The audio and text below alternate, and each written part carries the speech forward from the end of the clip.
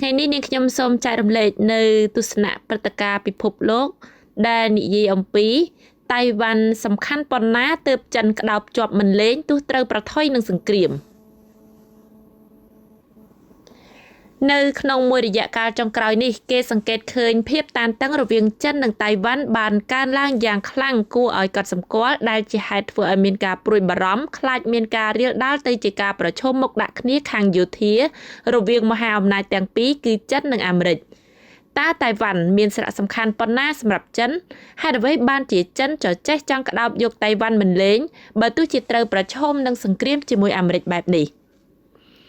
ជាទូទៅយើងឃើញថាការផ្ដាច់ទឹកដីទៅបង្កើតរដ្ឋឯករាជ្យគឺតែងតែជាបញ្ហារសើបសម្រាប់គ្រប់ប្រទេសទាំងអស់មិនថាចិនឬក៏ប្រទេសណាមួយផ្សេងទៀតនោះទេ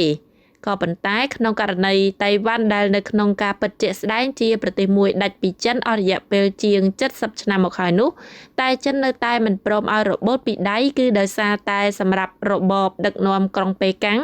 តៃវ៉ាន់មានសារៈសំខាន់ខ្លាំងសំខាន់ទាំងខាងចំណងប្រវត្តិសាស្ត្រសំខាន់ទាំងខាងផ្នែកភូមិសាស្ត្រនយោបាយបច្ចុប្បន្ននិយាយពីប្រវត្តិសាស្ត្រតៃវ៉ាន់មិនត្រឹមតែធ្លាប់ជាដែនដីមួយរបស់ចិននោះទេក៏ប៉ុន្តែរឹតតែសំខាន់ជាងនេះទៅទៀតតៃវ៉ាន់គឺជាអ្នកស្នងរបបសាធារណរដ្ឋចិនដែលធ្លាប់ជាអ្នកកាន់អំណាចនៅចិនចាប់តាំងពីក្រោយការធ្វើបដិវត្តន៍ផ្ដួលរំលំរបបរាជានិយមនៅឆ្នាំ1911ហើយក្រោយមកបានក្លាយជាគូសត្រូវដ៏ធំមួយរបស់បកកុម្មុយនីសចិននៅក្នុងអំឡុងសង្គ្រាមស៊ីវិលពីឆ្នាំ1927ដល់ឆ្នាំ1949នៅឆ្នាំ1949បកកុម្មុយនីសចិនបានទទួលជោគជ័យឡើងកាន់អំណាចនៅចិនចំណែករដ្ឋាភិបាលសាធារណរដ្ឋចិនវិញបានរត់គេចខ្លួនទៅបោះទីតាំងនៅកោះតៃវ៉ាន់ក៏ប៉ុន្តែនៅតែបន្តប្រកាសតាំងខ្លួនជារដ្ឋាភិបាលស្របច្បាប់របស់ចិនដដែលនៅពេលនោះបកកុម្មុយនីសចិនបានកាន់អំណាចក៏ពិតមែនក៏ប៉ុន្តែសង្គ្រាមស៊ីវិលនៅតែមិនទាន់បញ្ចប់ហើយនៅក្នុងឆាកអន្តរជាតិត្រូវមានចិនដល់ទៅ2គឺសាធារណរដ្ឋប្រជាមានិតចិននៅចិនដីគោកនិងសាធារណរដ្ឋចិននៅកោះតៃវ៉ាន់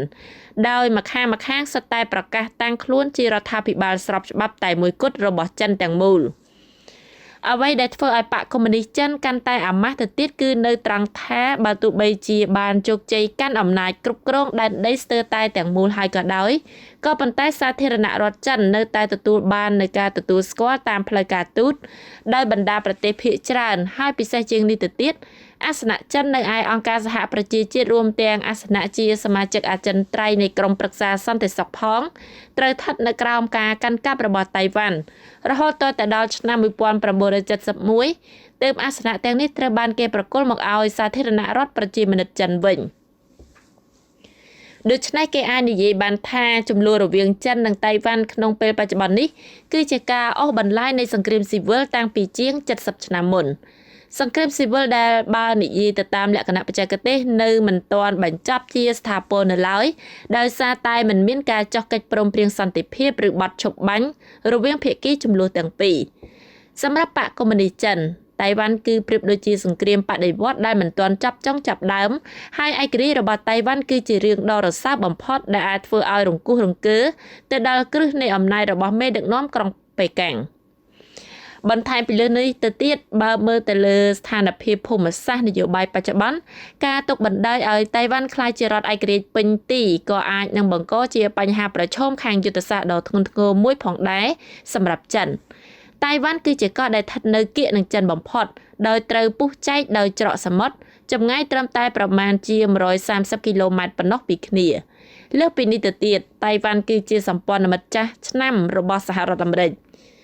យើងដឹងថាក្រោយការឡើងកាន់អំណាចរបស់បកកុម្មុយនីសចិននៅឆ្នាំ1949សហរដ្ឋអាមេរិកនៅតែបន្តទទួលស្គាល់សាធារណរដ្ឋចិនឬតៃវ៉ាន់ថាជារដ្ឋាភិបាលស្របច្បាប់របស់ចិន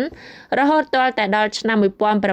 1979ទើបផ្លាស់ប្ដូរមកទទួលស្គាល់ចិនដីគោកវិញ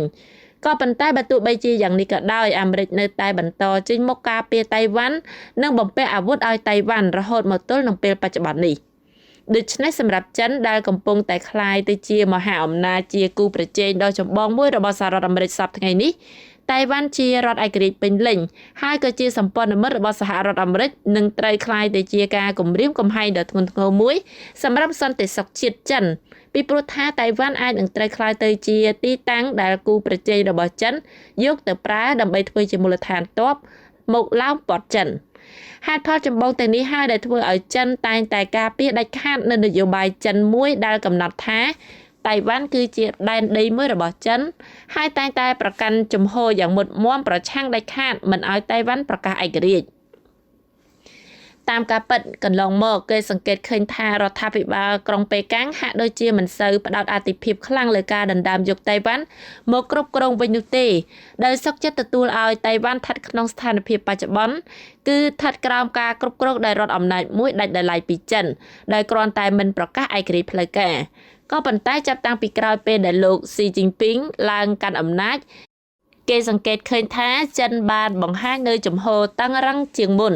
ដែលធ្លាប់បានប្រកាសជាសាធារណៈថាចំពោះតៃវ៉ាន់ចិននឹងរក្សានៅគ្រប់ជម្រើសទាំងអស់ក្នុងនោះក៏មានដែរការប្រើកម្លាំងទ័ពសូមអរគុណចំពោះការតាមដានស្ដាប់របស់លោកអ្នកសូមកុំភ្លេចចុច like និង Subscribe